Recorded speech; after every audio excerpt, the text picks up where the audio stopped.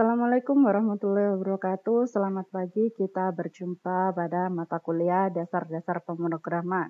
Untuk video kali ini merupakan yang part pertama dari materi struktur, tipe data, operator, input, dan output. Nah, di part pertama itu meliputi program Free Pascal dan juga struktur bahasa Pascal. Untuk part yang kedua yaitu tipe data dalam Pascal dan operator. Untuk part yang ketiga itu adalah pernyataan input dan output, fungsi standar dan juga contoh dari program yang dasar atau yang simple. Kita masuk ke part yang pertama yaitu program Free Pascal. Sebenarnya Pascal adalah bahasa pemrograman imperatif dan prosedural yang dirancang oleh Niklaus Wirth sebagai bahasa kecil dan efisien yang dimaksudkan untuk mendorong praktik pemrograman yang baik menggunakan program terstruktur dan penataan data. Jadi di sini ada struktur datanya. Nah, nama Pascal itu sebenarnya diambil dari nama seorang ahli matematika dan filosofi terkenal pada abad 17 dari Perancis, yaitu Blaise Pascal. Ini fotonya ya. Nah, Free Pascal adalah compiler Pascal open source yang matang, serbaguna, dan terbuka. Jadi open source. Versi terakhir dari Free Pascal adalah 3.2.0 pada 19 Juni 2020. Oke, kita akan mengenalkan mengenai tampilan dari Free Pascal ya. Ini adalah tampilan dari Free Pascal. Kalau kita mau menulis program, langkah yang pertama adalah kita klik File, ya, kemudian kita klik New.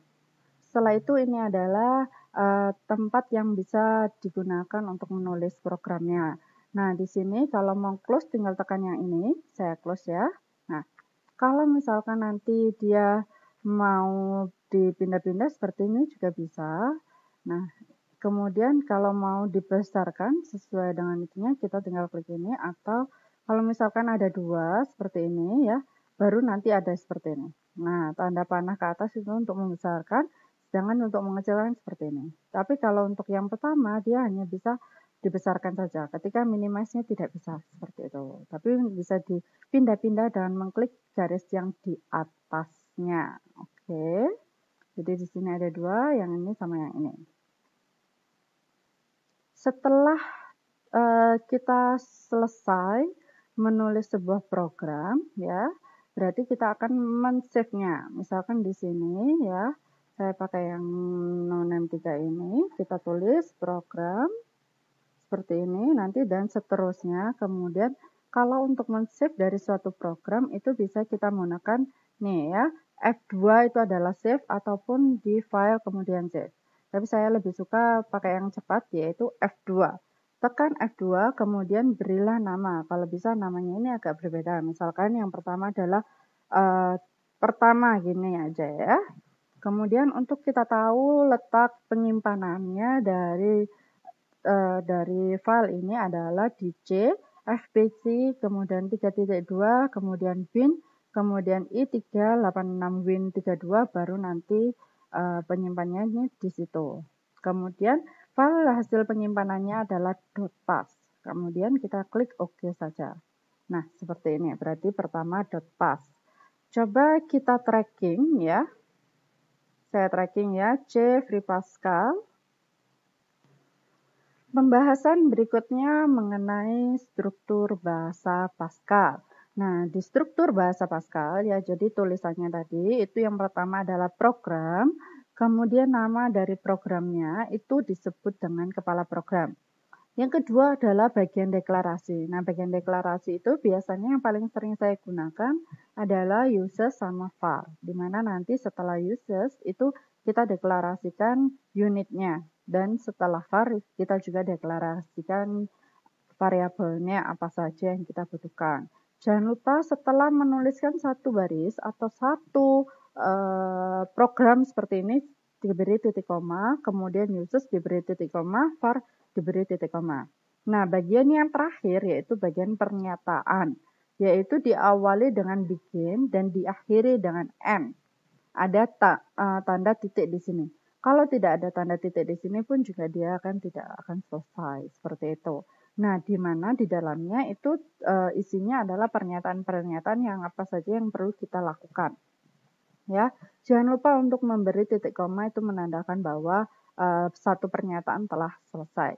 Kita akan bahas satu persatu, yaitu mengenai kepala program. Kepala program, nah di sini kan harus menuliskan nama. Nama dari kepala program itu ada aturannya. Yang boleh dilakukan adalah dimulai dengan huruf, ya. Kemudian boleh juga terdiri dari kombinasi huruf, angka, dan garis bawah. Tidak ada simbol lainnya selain garis bawah. Kemudian boleh juga tidak ada perbedaan ya di sini. Tidak ada perbedaan antara huruf besar maupun huruf kecil. Jadi P besar, P kecil tidak masalah. Kemudian maksimumnya adalah 127 karakter.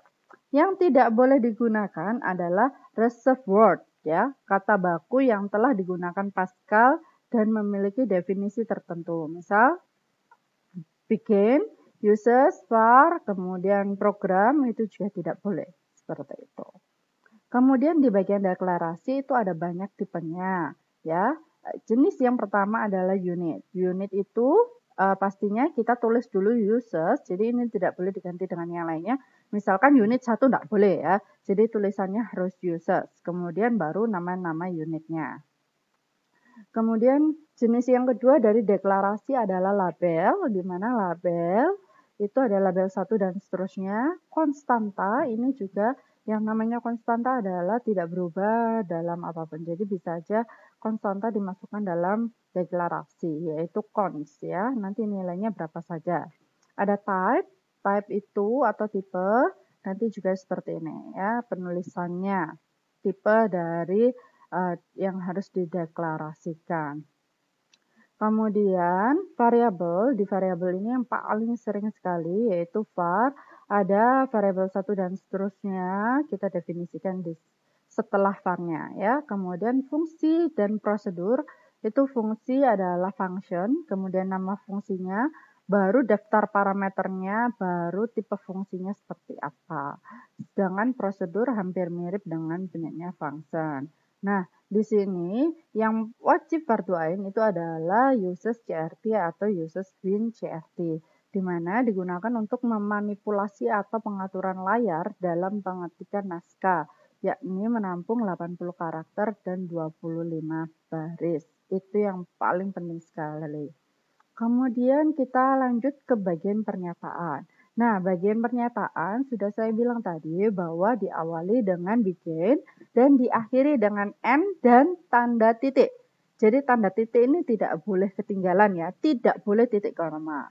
Kemudian setelah begin di bawahnya jangan diberi titik koma. Nah, pernyataannya nanti diakhiri dengan titik koma. Kalau pernyataannya tidak diakhiri dengan titik koma, berarti itu dianggap masih nyambung. Istilahnya kalau kita sedang berbicara, tidak ada titik komanya, berarti kan ngomong terus tanpa berhenti. Seperti itu. Jadi dia tidak tahu manakah yang bahwa pernyataan pertama itu yang mana, pernyataan yang kedua yang mana, dan seterusnya. Nah, pernyataan yang sering digunakan ada CLR, SCR, ya ini control screen, clear screen, untuk membersihkan isi memori dan seluruh tulisan yang berada di layar monitor pada setiap pembacaan awal program. Maksudnya di sini adalah kalau clear screen itu adalah menghapus semuanya, jadi dihapus outputnya itu nanti, seperti itu. Jadi yang sebelumnya yang sudah di running itu sudah dihapus, dihilangkan. Kemudian ada read key, ini tulisannya salah ya, K ya, KEY. Biasanya ditaruh di akhir, tujuannya memunculkan jendela output. Jadi kalau ada read key itu kita tidak perlu menuliskan nanti ada run, tidak perlu mengklik-klik lagi. Jadi langsung read key itu langsung keluar dan nanti terakhir langsung hilang sendiri. Kemudian ada slash 2 kali, itu memberikan komentar pada satu baris. Jadi itu adalah satu baris. Sedangkan kalau komentarnya itu lebih dari satu baris, itu bisa dengan tanda petik ya, kemudian petik lagi. Sorry, bukan petik ya, itu ya, bintang ya. Bintang kemudian bintang, baru di dalamnya itu memberi komentar. Itu lebih dari satu baris. Sekian dulu untuk yang part pertama. Jangan lupa untuk like dan juga subscribe. Sampai jumpa pada part berikutnya.